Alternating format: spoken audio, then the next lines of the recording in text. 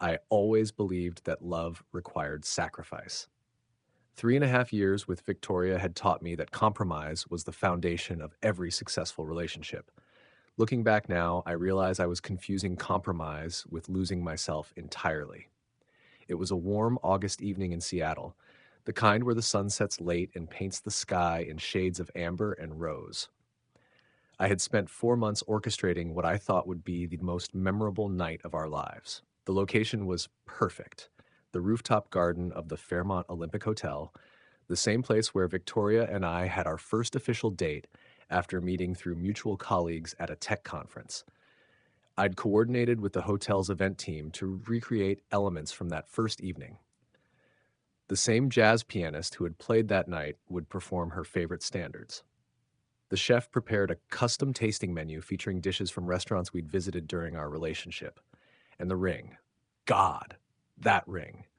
I'd spent 3 months' salary on the cushion-cut diamond she'd casually mentioned during a lunch break at Tiffany's. A woman knows what she wants, she'd said that afternoon, tapping the display case with her perfectly manicured nail. When a man truly understands her value, he doesn't hesitate to demonstrate it. So, I didn't hesitate. I wanted to show her that I understood, that I valued everything about us. The evening of the proposal, I checked the ring box obsessively during the drive to the hotel. My shirt collar felt too tight despite the warm weather. Victoria sat beside me in the passenger seat, scrolling through her phone with a slight frown. "You've been distracted all week," she commented without looking up. "Is everything all right at work?" "Everything's fine," I assured her, my voice slightly too high. "Just a big project wrapping up." She nodded absently, her attention already back on her screen. I told myself her preoccupation was normal, that everyone had stressful weeks. When we arrived at the hotel, I led her to the private elevator that accessed the rooftop garden. The doors opened to reveal my carefully planned surprise. The jazz pianist was playing "The Way You Look Tonight." Candles flickered on small tables arranged around the space. About 15 people, our closest friends, her younger brother, my sister, stood near the railing, champagne glasses in hand. Victoria's eyes widened as she took in the scene. For a moment, I saw something flash across her face. Not joy, but something else I couldn't quite identify. Calculation, maybe, or resignation. "James," she said slowly, "what is this?" "This," I said, taking her hand and leading her to the center of the space, "is about us." I had rehearsed my speech countless times. Every word was meant to capture our journey together, to paint a picture of our future. But as I dropped to one knee on that rooftop, with the Seattle skyline behind us and our friends watching, the practiced words felt hollow in my mouth. "Victoria," I began, pulling out the ring box, "you've made me a better person. You've pushed me to achieve more, to want more, to be more. I can't imagine my future without you in it." I opened the box. The diamond caught the candlelight, sending prismatic reflections across her navy dress. "Will you marry me?" The silence stretched. In my peripheral vision, I saw my sister grip her champagne glass tighter. The pianist had stopped playing, leaving only the ambient sounds of the city below. Victoria looked at the ring, then at me, then at the assembled guests. Her expression was unreadable. "I need a moment," she said, her voice carrying across the silent rooftop. She turned and walked quickly toward the elevator, her heels clicking sharply against the concrete. The elevator doors closed behind her, and I was left kneeling alone, the open ring box still extended in front of me like an offering to a deity who had chosen not to appear. Slowly, I stood up. My sister rushed over, her face a mixture of concern and confusion. "James, what just happened?" "I don't know," I admitted, my voice barely above a whisper. 10 minutes passed, then 20. Finally, Victoria emerged from the elevator, her face composed but distant. She walked directly to me, ignoring the concerned looks from our friends. "I can't do this," she said quietly, though her words carried to everyone present. "I'm not ready for marriage, James. I thought I might be, but I'm not." "We can talk about this," I managed to say, though my throat felt like it was closing. "Maybe we just need more time." "No," she interrupted, her voice firmer now. "I need space. This is too much pressure, and I need to figure out what I really want from life." She glanced around at our gathered friends and family. "I'm sorry everyone came out for this. James, I'll collect my belongings from the apartment tomorrow." And then she left. Just walked away and left me standing there with an expensive ring and the complete destruction of what I thought was our future. The next morning, I woke up in my sister Rachel's guest room. I'd been too devastated to return to the apartment Victoria and I shared, unsure if she'd be there or, worse, if she wouldn't be. Rachel knocked softly before entering with coffee. "How are you holding up?" "I keep replaying it," I admitted, accepting the mug. "Trying to figure out what I did wrong. Was the proposal too public? Should I have talked to her more about marriage before proposing?" "James," Rachel sat on the edge of the bed. "From what you've told me over the years, you two discussed marriage plenty." She was the one who pointed out that specific ring. She knew this was coming. "Then why did she say no?" Rachel hesitated. "Maybe that's the question you should be asking her, not us." I returned to the apartment that afternoon, bracing myself for a difficult conversation. Instead, I found a note on the kitchen counter next to my apartment key. "James, I've taken my essential items. We'll arrange a time to collect the rest. Please respect my need for space right now." That was it. 3.5 years together, and I got a note that could have been written to a roommate. Over the following weeks, I learned that Victoria had moved in with her college roommate across town. She blocked my number after I called too many times. When I finally managed to reach her through email, she sent a brief response. "This is exactly why I need space. Your inability to respect boundaries is part of the problem." Her social media told a different story.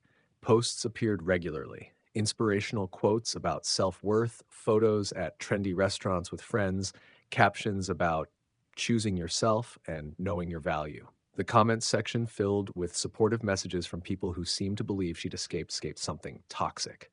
I stopped checking after a particularly painful post showed her at a networking event, looking radiant in a red dress with the caption, "Surrounding myself with people who add value to my life. Here's to new chapters and better choices." My friend Derek, who had attended the failed proposal, called me 2 weeks after the incident. "Listen, man, I don't want to make this worse, but you should know what people are saying." "What people?" "Victoria's been telling everyone that you ambushed her with a proposal she never wanted, that you were controlling and wouldn't let her make her own choices. Sarah heard it from someone at that tech mixer last week." I felt sick. "That's not what happened. We talked about marriage. She pointed out the ring she wanted." "I believe you," Derek said, "but she's controlling the narrative, and you've been silent." I decided I didn't care about narratives or public opinion. I just wanted to understand what had gone wrong and move forward. The path forward started with practical decisions. I couldn't afford the apartment on my own, so I found a smaller place in Fremont, close to my office. I threw myself into work, volunteering for projects that required long hours and intense focus. At night, I'd return to my sparse new apartment and try not to think about the future I'd lost. About 6 weeks after the breakup, my company announced a partnership with an environmental consulting firm. As the lead architect on the project, I'd be working closely with their team to design sustainable urban infrastructure. The first meeting was scheduled for the following Monday. That's when I met Emma Chen. Emma was the senior environmental consultant assigned to our project. She walked into the conference room with an energy that immediately changed the atmosphere. Confident but not arrogant, focused but approachable. "James Sullivan?" she asked, extending her hand as she approached my seat. "I've reviewed your portfolio. Your work on the Green Lake Community Center was impressive." "Thank you," I said, somewhat surprised. "Most consultants didn't do that level of preparation for first meetings. I'm looking forward to collaborating with your team." The meeting proceeded smoothly, with Emma demonstrating a deep understanding of both environmental systems and practical design constraints. She challenged some of my initial concepts, but in ways that made them stronger. By the end of the 2-hour session, I realized I'd been intellectually engaged in a way I hadn't experienced in months. As people filed out, Emma lingered. "Question, do you know any good lunch spots around here? I'm new to this neighborhood, and I'm tired of the sandwich place next to my office." I recommended a Vietnamese restaurant 2 blocks away, known for their pho. "Want to show me?" she asked casually. I hate eating alone, and we could discuss some of the drainage concerns I have about the south section. Over steaming bowls of pho, we talked about work, yes, but also about Seattle's food scene, our shared love of hiking, and our completely opposite opinions on whether Blade Runner 2049 was better than the original. She was wrong, but I respected her passion for the argument. This was helpful, Emma said as we walked back to the office. Both for the project and my lunch rotation? Same time next week? Our weekly lunches became a routine. Then they expanded to coffee meetings before project calls, then to weekend hikes to scout potential sites for our infrastructure designs. Emma was easy to be around. No games, no hidden agendas, just straightforward conversation and genuine interest in ideas. I didn't realize I was developing feelings for her until my sister pointed it out during a Sunday dinner. You've mentioned Emma about 14 times tonight, Rachel observed with a knowing smile. We work together, I protested. Of course I'm going to talk about the project. You're not talking about the project. You're talking about her love of Korean barbecue and how she has an unfair advantage in hiking because she grew up in Colorado. I paused, fork halfway to my mouth. Oh. Oh, indeed, Rachel laughed. So when are you going to ask her out properly? I can't, I said immediately. We work together. Plus, I'm still processing everything with Victoria. It wouldn't be fair to Emma. It's been 4 months, Rachel pointed out. And from what you've told me, you seem more yourself around Emma than you ever did with Victoria. That observation stayed with me. Was it true? Had I been performing a version of myself with Victoria, trying to meet her standards and expectations? With Emma, I didn't feel that pressure. I could be uncertain about a design decision without feeling judged. I could share a stupid joke without worrying it was beneath her standards. The following week, after a particularly successful project presentation, Emma and I went to celebrate with the team at a local bar. As the evening wound down and colleagues headed home, Emma and I found ourselves alone at a corner table. Can I ask you something? Emma said, swirling the ice in her drink. It's personal, so feel free to tell me to mind my own business. Sure, I said, curious. Derek mentioned something about a difficult breakup a few months back. I don't need details, but I wanted you to know that if you're still working through that, I understand. And if that's why you've been keeping things professional between us, I respect it. I looked at her, surprised by her directness. How did you know I was keeping things professional specifically with you? She smiled slightly. Because you look at me the way I look at you. But you always redirect when things start feeling personal. It's okay, James. I just wanted you to know that when you're ready, if you're ever ready, I'm interested. No pressure. The honesty of her statement, the lack of manipulation or game playing, was like a breath of fresh air after years of trying to decode Victoria's expectations and moods. I went through a pretty public rejection, I heard myself saying.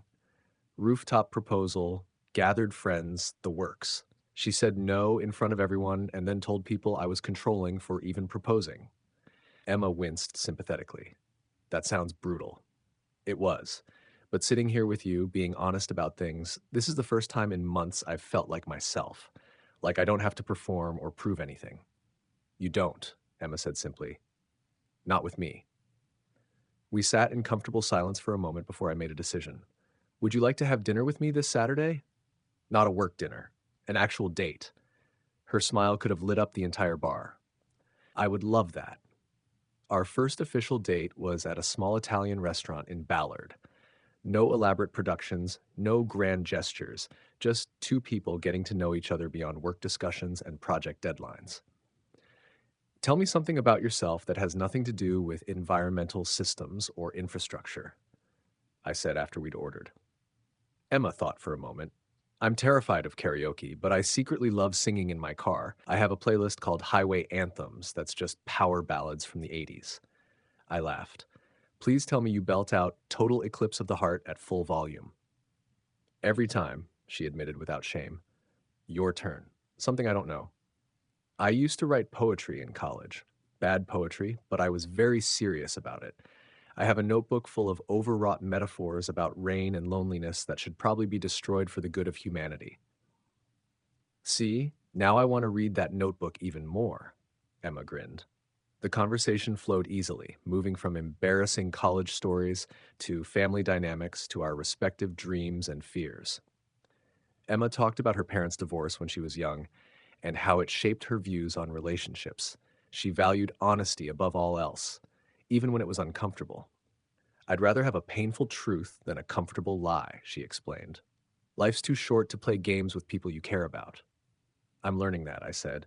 "I spent so long trying to be what I thought someone else wanted that I forgot to figure out what I actually needed." "And what do you need?" Emma asked, her eyes meeting mine across the table. "This," I said honestly. "Someone I can be real with. Someone who sees me clearly and likes what they see, flaws and all." "I see you clearly," Emma said softly, "and I very much like what I see." We dated through the fall and into winter, taking things at a comfortable pace. Emma met Rachel and immediately bonded over embarrassing stories from my childhood. I met her family during Thanksgiving, where her mother pulled me aside to tell me that Emma talked about me constantly and that she hadn't seen her daughter this happy in years. The holidays approached, and I realized I'd gone nearly 6 months without thinking about Victoria. The pain had faded into something like gratitude. If she hadn't rejected me, I would never have found Emma. On Christmas Eve, Emma and I were at her apartment, making cookies and watching terrible holiday movies when my phone buzzed with a notification. Someone had tagged me on social media, something I rarely checked anymore, but curiosity got the better of me. It was Victoria. The post was a photo from 2 years ago, one I'd taken of her at Pike Place Market. The caption read, "Reflecting on past relationships and the lessons they teach us. Sometimes we don't appreciate what we have until we've lost it. Missing the simple moments this holiday season." Several people had commented, including a few who tagged me asking if we were getting back together. Emma noticed my expression. "Everything okay?" I showed her the post. She read it carefully, then looked at me. "How do you feel about that?" "Honestly, nothing," I said, surprising myself with the truth. "Whatever I felt for her, it's gone. What we had wasn't real partnership. It was me trying to earn her approval constantly." "And now?" Emma asked. "Now I'm exactly where I want to be," I said, setting my phone aside, "making mediocre sugar cookies with someone who actually wants to be here with me." Emma kissed me, tasting like cookie dough and peppermint. Best answer possible. 2 days after Christmas, Victoria called. I almost didn't answer, but Emma encouraged me to hear her out, if only for closure. "James." Victoria's voice was different than I remembered. Less assured, almost tentative. "I saw you've been dating someone. Emma, right?" "Yes," I said simply. I wanted to apologize for how I handled everything. The proposal, the aftermath, the things I said to people. I was scared and I handled it poorly. "I appreciate that," I said, and I did. "But Victoria, why are you calling now? It's been 6 months." There was a long pause. "Because I made a mistake. I thought I needed to see what else was out there to make sure you were really the right choice. But after dating other people, trying to find something better, I realized what I lost." "So you want to get back together," I said flatly. "I'm ready now, James. Ready for marriage, for commitment, for all of it. We were good together. We could be again." I thought about the James who had knelt on that rooftop, desperate for her approval. Then I thought about the man I'd become since, someone who knew his own worth, who had found a partner who valued him from the start. "Victoria," I said gently, "I wish you well. I really do. But I've moved on. What we had, it wasn't what I thought it was. I deserve someone who chooses me first, not after exploring other options." "James, please." "I hope you find what you're looking for," I interrupted. "But it's not going to be with me. Take care of yourself." I ended the call and blocked her number. When I looked up, Emma was watching me from the doorway. "Proud of you," she said simply. "Proud of me for what?" "For knowing your worth." Spring came early that year. Emma and I planned a hiking trip to the Olympic Peninsula, a 3-day adventure through old-growth forest and along rugged coastlines. On our second day, we reached a cliff top overlooking the Pacific Ocean, waves crashing against rocks far below. "This is incredible," Emma breathed, taking in the view. "It really is," I agreed, but I was looking at her instead of the ocean. She caught me staring and laughed. "You're not even looking at the view. I'm looking at the best view here," I said cheesily. "That was terrible," she groaned, but she was smiling. We sat on a flat rock, sharing trail mix and water, watching the sun track across the sky. James, Emma said after a comfortable silence, where do you see us going? What do you mean? I mean long term, because I need you to know that I'm all in on this, on us. I'm not looking elsewhere or keeping my options open. You're it for me. The certainty in her voice, the straightforward honesty of her declaration, it was so fundamentally Emma that I fell in love with her all over again. You're it for me too, I said. I've never been more sure of anything. Good, she said, standing up and brushing off her hiking pants, because I have something I want to ask you, and I need to know you're going to take this seriously. She reached into her backpack and pulled out a small wooden box. My heart stopped. Emma, what? James Sullivan, she said, dropping to one knee on that cliff top with the Pacific Ocean stretching endlessly behind her. Over the past 8 months, you've shown me what partnership really means. You've made me laugh, challenged my ideas, supported my dreams, and been genuinely, authentically yourself with me every single day. She opened the box to reveal a simple platinum band. I know this isn't traditional, and I know you went through something painful with a public proposal. If you want to say no, or if you need time, I will completely understand and respect that. But I love you, and I want to spend my life with you. Will you marry me?